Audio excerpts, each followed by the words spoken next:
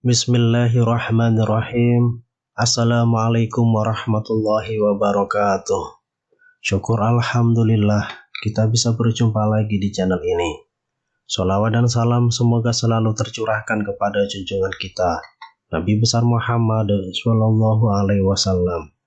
Allahumma sholli ala sayyidina Muhammad wa ala ali sayyidina Muhammad. Harapan dan doa saya untuk saudaraku semua yang menonton video ini. Semoga saudaraku semua selalu diberikan kesehatan oleh Allah, dimudahkan segala urusannya, dilapangkan rezekinya, diampuni segala dosanya. Amin ya rabbal alamin. Sahabat beriman yang dirahmati Allah, Al-Quran adalah firman Allah yang berfungsi sebagai pedoman hidup bagi seluruh umat. Al-Quran merupakan petunjuk yang harus dibaca, dipelajari, dan diamalkan isi kandungannya agar selalu berada pada jalan kebenaran. Hal ini sebagaimana Allah Subhanahu wa Ta'ala berfirman, sungguh Al-Quran ini memberi petunjuk ke jalan yang paling lurus dan memberi kabar gembira kepada orang mukmin yang mengerjakan kebajikan, bahwa mereka akan mendapat pahala yang besar. Quran Surah Al-Isra ayat 9. Selain itu, Al-Quran juga memiliki banyak keistimewaan yang tidak dimiliki oleh kitab-kitab sebelumnya. Salah satunya, ia mampu memberikan syafaat kepada siapa saja yang gemar membacanya. Sebagaimana Rasulullah SAW bersabda, bacalah Al-Quran, sesungguhnya ia akan datang di hari kiamat memberi syafaat kepada pembacanya. Hadis riwayat Muslim. Lantas, apa saja bentuk syafaat Al-Quran di hari kiamat nanti? Yang pertama adalah memberi syafaat agar masuk ke dalam surga. Al-Quran sebagai pemberi petunjuk untuk mengarungi kehidupan di dunia. Al-Quran juga memberi syafaat agar masuk ke dalam surga.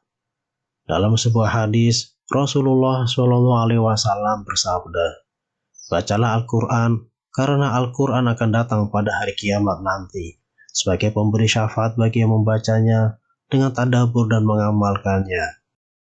Bacalah Az-Zahrawain dua cahaya, yaitu surah Al-Baqarah dan Ali Imran, karena keduanya datang pada hari kiamat nanti, seperti dua awan atau seperti dua cahaya sinar matahari, atau seperti dua ekor burung yang membentang sayapnya.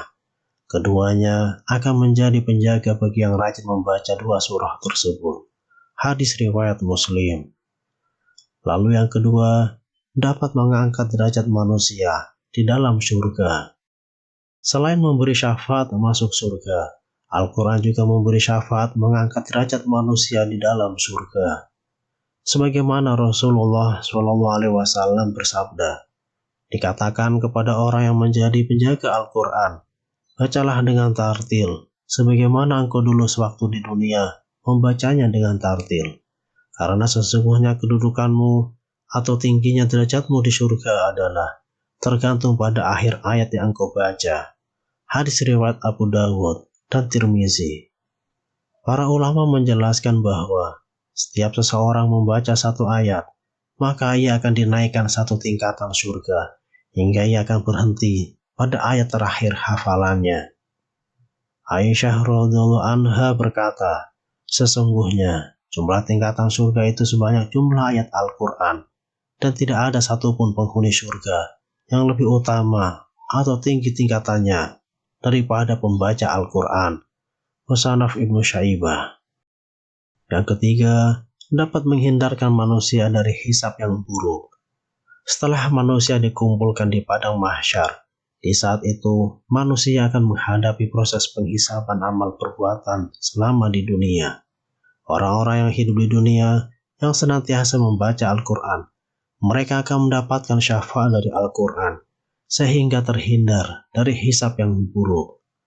Ibnu Abbas radhiyallahu anhu pernah berkata, Siapa yang membaca Al-Quran dan mengikuti petunjuknya, maka Allah akan memberinya hidayah di dunia dan melindunginya dari buruknya hisab amalan di hari kiamat kelak. Karena Allah telah berfirman, maka barang siapa yang mengikuti petunjukku, maka ia tidak akan sesat di dunia dan sengsara di akhirat. Quran Surah Toha ayat 153. Dalam kitab tafsir At-Tahrir wa Tanwir dijelaskan firman Allah yang berbunyi, maka ia tidak akan sesat. Bermakna bahwa seseorang mengikuti petunjuk yang berasal dari Allah yang diturunkan lewat lisan Rasul-Nya, maka ia akan diselamatkan dari adanya kesesatan di dunia ini. Adapun makna dari tidak akan sengsara adalah tidak mendapatkan kesengsaraan di akhirat nanti. Sebab bila ia telah selamat dari kesesatan di dunia ini, maka dengan serta-merta ia juga akan selamat dari kesengsaraan di akhirat kelak. Yang keempat, dapat memberi syafaat kepada orang tua.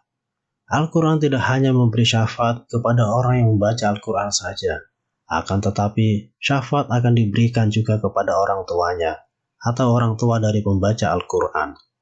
Rasulullah SAW bersabda, barang siapa membaca Al-Quran dan mengamalkan apa yang terkandung di dalamnya, maka kedua orang tuanya akan dipakaikan mahkota pada hari kiamat yang cahayanya lebih terang daripada cahaya matahari.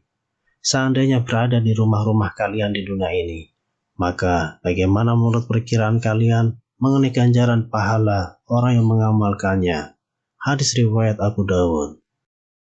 Syekh Abdul Aziz Ar-Rajihi hafizahullah berkata, para penjaga Al-Quran adalah orang-orang yang mengamalkan kandungannya, meskipun mereka tidak menghafalkan di luar kepala. Oleh karena itu, barang siapa yang membaca Al-Quran dan mengamalkan kandungannya, maka ia sudah termasuk kerabat Allah secara khusus, baik ia menghafalkannya di luar kepala atau tidak. Namun, bila ia menghafalnya, maka tentunya sangat utama. Dan apabila ia tidak menghafalnya dan hanya selalu membacanya lewat mushaf dengan selalu mengamalkan kandungannya, maka ia termasuk dalam golongan penjaga Al-Quran. Sahabat beriman yang dirahmati Allah, demikianlah mengenai penjelasan 4 syafaat yang akan diberikan Al-Quran kelak di hari kiamat. Sungguh begitu mulianya Al-Quran. Tidak hanya bermanfaat di dunia, tetapi juga bermanfaat di alam kubur, dan tentunya bermanfaat di hari kiamat. Maka dari itu, mari kita dawamkan Al-Quran dalam kehidupan sehari-hari. Semoga barang siapa yang istiqomah dengan Al-Quran, ia termasuk orang-orang yang akan mendapatkan syafaat dari Al-Quran. Amin. Ya Rabbal Alamin.